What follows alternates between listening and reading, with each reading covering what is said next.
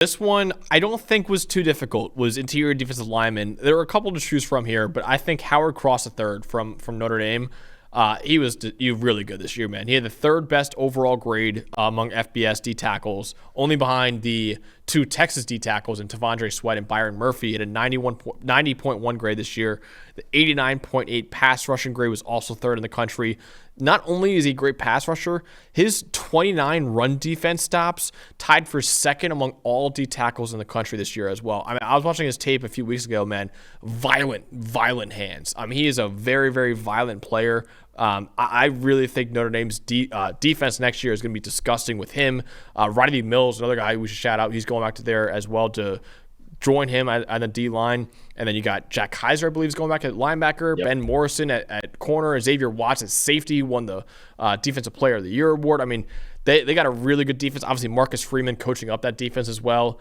But I think Howard Cross is a big time returner for Notre Dame next year. I'm with you, and I think the biggest competition for this one is his teammate Riley Mills. I think they could very much be really they were this year, but they could very much be something like Tavondre Sweat and Byron Murphy were for Texas.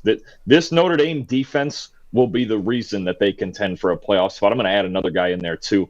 Rod Hurd, transfer corner from Northwestern, really solid player. Watch out for him at corner also. If he solidifies them at corner, coming in from Northwestern, they're front to back. I'm not sure how you beat him. He's a really nice player that came and you saw Northwestern had a very surprising good year. A big part of that was Rod Hurd and their defense. But no, Howard Cross, I mean, he was an elite player last year, and to get all those guys you just mentioned back, Notre Dame, I think they should expect to have a top 5 defense. For as much as Riley Leonard and everything on offense is going to get the hype, and we even just mentioned Mitchell Evans, their defense will be the reason they win football games. 1,000%. 1,000%. Yeah, that defense is going to be so good, man. And yeah, Notre Dame's got a lot of talent come back. And they got Mike Denbrock, too, new offensive coordinator from LSU. That's a huge get for them as well. So Notre Dame's got some talent. They obviously lose a lot in terms of Joe Alt, Blake Fisher, Audric Estime as well, and their top 3 receivers are gone too. But I do think Notre Dame is a sneaky team next year. I think they're going to have a really good year, and I think they're going to have some studs on that defense especially. Edge defender now. Jack Sawyer was the one I went with. Now, I remember you had a couple other names that you wanted to bring up too, but I went with Jack Sawyer. Honestly, you could have picked either Ohio State edge defender against JT Tuimoloau. Also surprised a lot of people by going back to school. Both he and Jack Sawyer, I believe, were second-round prospects for us on our big board before they announced they're going back. But Sawyer, only edge in the country who had 85-plus grades as a pass rusher and run defender this year, and he was the third most valuable Power 5 edge according to our wins above average metric, only behind Braylon Trice and Laiatu Latu, the only 2 Power 5 edges more valuable than Jack Sawyer this season. So he was a former 5-star recruit, former, I think, top 5 recruit coming out of high school, along with JT Tuimoloau. They got both of them going back to school next year for their senior seasons. I don't think there's any doubt in my mind that Ohio State has the best edge duo in college football heading into next season. Yeah, I agree. And you had, I believe their defensive line finished second in grading behind Michigan at the end of the year, and to get those guys back, it's Sawyer and Tuimoloau. You just saw the number of games they took over. I think Sawyer a little more consistent, JT a little bit kind of flashier. There was a little up and down at times when he took over as a pass rusher. No question, he's got freak talent. But Sawyer, I just like his the consistency and the motor. It's every play. He makes a lot of plays like late in the play.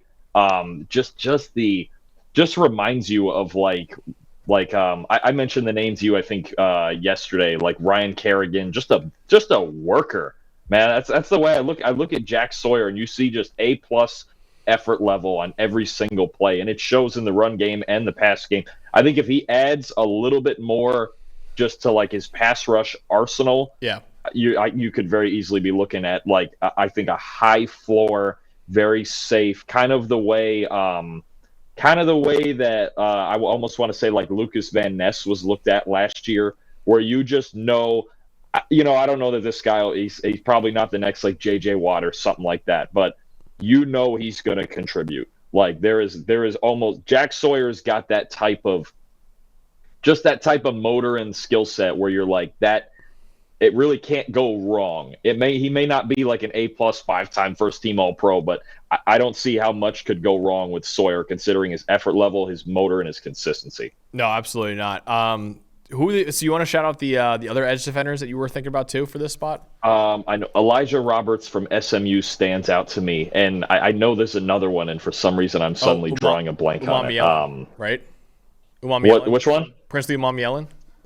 Oh, that's right. That was yes. You're right. That's the obvious one. He went to Ole Miss instead. I had it in my head like 30 seconds ago and I forgot it. Yeah, no, absolutely. I think he's another one. He had a second round grade, transfer to Ole Miss, a massive get for Ole Miss. I think, and now Ole Miss now they just lost Tyler Barron now to Louisville apparently. Uman Mielen for sure. I think we were a little surprised that he didn't come out in the draft. He would have been a top 50 guy. And now for Lane Kiffin, get him at Ole Miss as like a foundation piece with Walter Nolan on their D line. That's a big time get. I think he's got the potential where he's the guy, especially as a pass rusher, who could be the best out of all of these guys. But I think we want to see a little more consistency, especially in the run game than he had for Florida. And Florida's defense in general was a rough ride last year for them, but he was definitely the best player out of all of them. The other two I want to bring up too, who we'll have very high in our rankings for edge, is Ashton Gelati going back to Louisville next year, joining Tyler Barron there. He was awesome at Louisville this season. He's going back for a senior year, and then K'Mon Rucker, the UNC edge, could have declared too. He decided to go back for another year too. So both those guys I would probably put in the top 5 or 6 edges heading into next year. I mean, the edge group is really good going into next year. Let's talk about linebacker now. This guy actually, Dalton, entered the year as Trevor Sikkema's #1 linebacker prospect in the NFL draft, and that is Barrett Carter from Clemson. Took a step back this year. He had a 70.6 grade compared to an 81.4 grade the year before, but this guy still has elite athleticism. He has an all-around game, too. I believe he's one of only a few linebackers in the country last year with 75-plus grades in every aspect: run defense, coverage, and pass rushing. Elite athlete, man. I was really surprised to see Barrett Carter go back to school, especially considering how weak the linebacker class is this year. He's still even after a down year, he still could have been the #1 linebacker in the draft, but and a second-round pick probably. But he decided to go back to Clemson next year. I think right now he's probably the pretty clear option as the top prospect that's going back to school next year. Yeah, I agree, and I think it kind of works similar to Ibuka, where it's like with Trotter gone now, you're the guy, you're the Mike, you're going to be the guy everybody looks at constantly. And this, I mean, honestly, it could go one of two ways. If he struggles now without Trotter there, this could really hurt him. But if he emerges, especially for a Clemson defense, I think we both think is really good still, as kind of the captain, the guy in the middle. I don't see any reason Carter couldn't be the first linebacker taken next year. I think Trotter this year would have been taken ahead of him, considering Trotter just had a better year. I think did he end up a first-team PFF All-American? I think he did. Yeah, might have. Carter has a shot to rebound. I think it's very much like Ibuka, but on the defensive side of the ball, where you come in here and you prove at a place like Clemson, where they have a big-time legacy at linebacker, prove you're the guy. You can be probably a late first-round pick next year. Absolutely, he's got all the talent in the world. Yeah. No, he absolutely does, and I think the big thing with him is a freak athlete, man. That's the big. Like Trotter is an undersized linebacker, but he's just too good to not take him highly. Trotter actually second team All-American for us this year. I think Peyton Wilson and Edgerrin Cooper were the first team. But yeah, man, Trotter was a superstar, and Carter is just more of the freak athlete that you're kind of hoping he puts it all together. He kind of did in his sophomore year, but like we said, as a junior, kind of took a little bit of a step back. But I'm excited to see what he can do in his senior season, man, because he entered the year as the #1 linebacker in the draft, according to Trevor Sikkema. I think Trevor Sikkema even had him as like a top 15 or 20 prospect in the draft as well. So really high ceiling with him. Just want to see him kind of get back to his sophomore form, honestly. Cornerback, this one was tough too. Actually, real quick for linebacker, I want to shout out Jay Higgins too.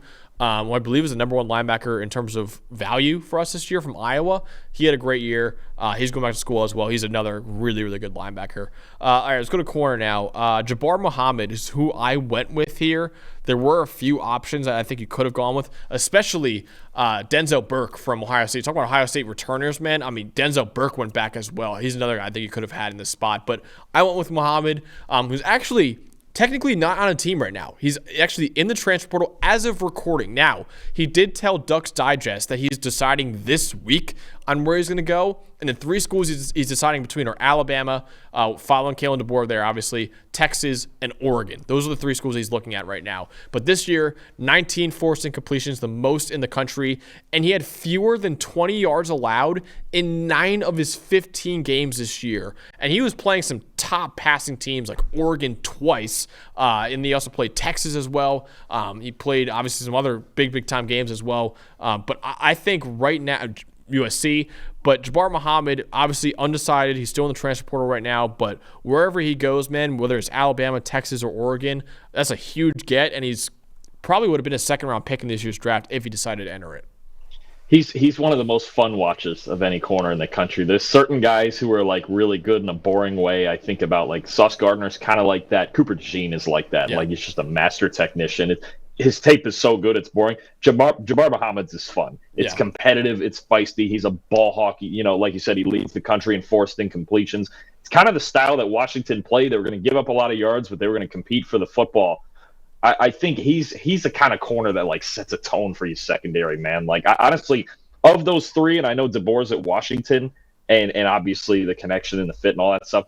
I think he would be such a massive add if Texas got him. I think Texas was missing like that guy who just is like there's like an attitude, tone setting thing. Certain corners like they almost like angry. Like in Muhammad, it's like angry, it's feisty, it's competitive. He's such a fun watch and a really darn good player at that. Obviously, there's times he gives up yards, but man, he's as fun a competitor at corner as there is in the country right now. And I think he would bring a certain attitude to any of those three secondaries. When you talk about Bama needs bodies right now, Texas just needs an alpha in the secondary, and Oregon lost Kyrie Jackson. They do need a number one corner too. So all three of those places make sense, but Muhammad's a really, really good player and really fun to watch. He absolutely is, man. And like I said, he's a stud this year. I mean, he really was spectacular for Washington. I think the attitude is the number one thing everyone keeps talking about him. He was so good in that conference title game against Oregon. They kept targeting him, and he kept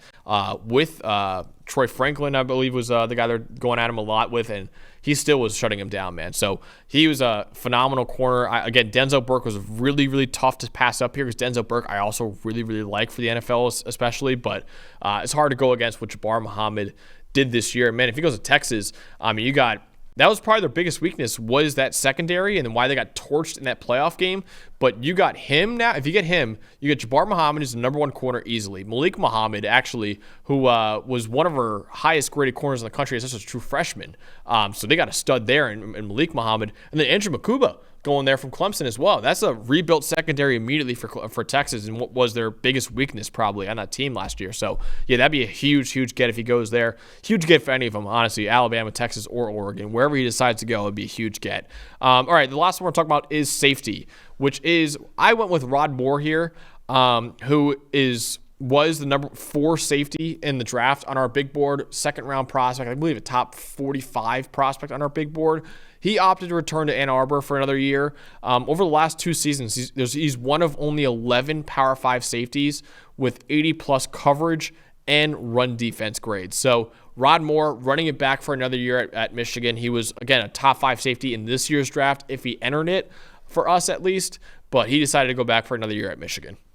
Yeah, and I agree with this. I mean, I think you talk about Rod Moore and what he does. He's really the true center field free safety back there. And if you're going to play, obviously you have to have the corners to play the amount of man coverage Michigan does. Will Johnson, the best of them. But you need that guy on the back end just in case you need help and a guy with range. I mean, we saw so many times, especially in big moments, where Rod Moore breaking on the football from a deep position. Right. He's as good as it gets coverage wise back there. I think he's a perfect fit for the defense and he's a big reason, with the kind of the crew breaking up at Alabama. I don't know about you. I think Michigan walks into next year with easily the best secondary in the country. Yeah, probably, right? You got Will Johnson, Rod Moore. Yeah. Will Johnson. I believe Josh Wallace is back too, right? He's solid. Yeah. Rod Moore. I think the only one they're losing is Sainra still. Is that correct? I think yes. he declared. I believe he's gone. He's the only one they're losing. But, I mean, to have the foundation of Johnson and Moore and Wallace, and they're rolling DBs through there like crazy. But I like Rod Moore a lot as the center fielder back there who just just a ball hawk, man. I just think the combination of him and especially Will Johnson and those guys on the outside just running. Really, they're one of the few teams that can run man coverage whenever they want. And that's such an advantage when you have talent like that on the back end. Yeah, Keon Sabb, I believe, is going back too. I believe Makari Page too. I mean, they probably do have the best secondary in college football, honestly, going back. So yeah, Rod Moore we picked here. I want to shout out Hunter Waller too from Wisconsin. He's going back to school too. He was one of the best safeties in the country this year. Number 3 over in terms of value for us this year, only behind Xavier Nwankpa from Iowa and Tyler Nubin from Minnesota.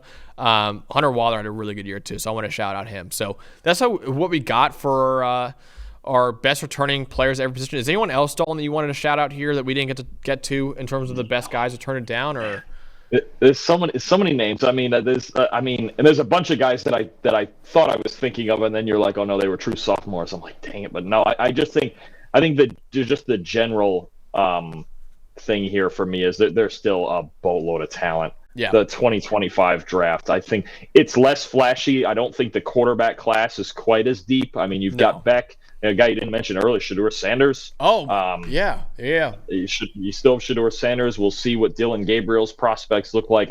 I don't think it's as flashy with the quarterbacks, but I think there's a lot, especially in the secondary, on the defensive line, and at running back. I think next year is absolutely loaded at those spots. And you always know there's always breakout guys too. And receivers now, as good as all these young receivers are, you never know who breaks out all of a sudden, man. I mean, it could be between transfer portals and finding fits and doing all this.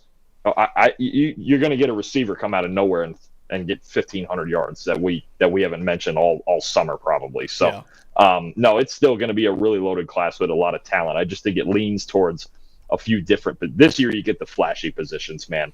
Quarterback, receiver, pass rusher. Yeah, that's what you're looking at this year. Next year, I look at running backs. I look at D-line especially, and I think there's some really good players in the secondary. Honestly, that running back class is going to be a lot of fun, man. It feels like anytime we do the game previews, is it? Well, here's another stud running back every game we preview. Here's another one. Just it's crazy. It's like this might be the year that running the ball gets the revival. And I know there's some teams that do it anyway. I mean, Michigan just won a title running the ball like crazy. But yeah, no, it's still going to be a really, really fun class. And there's a lot of talent that came back that didn't declare. Yeah, absolutely. And the position I wanted to bring up too, that besides running back, I think it has the best returning talent is safety, man. The safety class coming back. I know a lot of them are.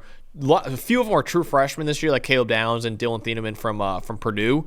But other than that, I mean, I just posted a tweet last night, and I'm not trying to sound like a homer here, but Kevin Winston Jr. from Penn State, I was looking at his grading in terms of his metrics. He's in the 95th percentile or better in every single metric that we look at. It's crazy what he did last year. So he's a guy that I'm excited to talk about more. But yeah, running back, safety, it's really a really, really good class next year. This year's draft kind of feels very offensive heavy. It feels like there are some good edge defenders, but other than that, the defensive draft kind of feels a little below average. Next year, we should get a lot better, though. I think the corners, the safeties, the D-line has some guys, too, that I really like as well. I think it'll be a little more balanced next year whereas this year it feels a lot like a quarterback, receiver, offensive tackle class. Next year, I think it might be a little more balanced in terms of the positions that we see in 2025.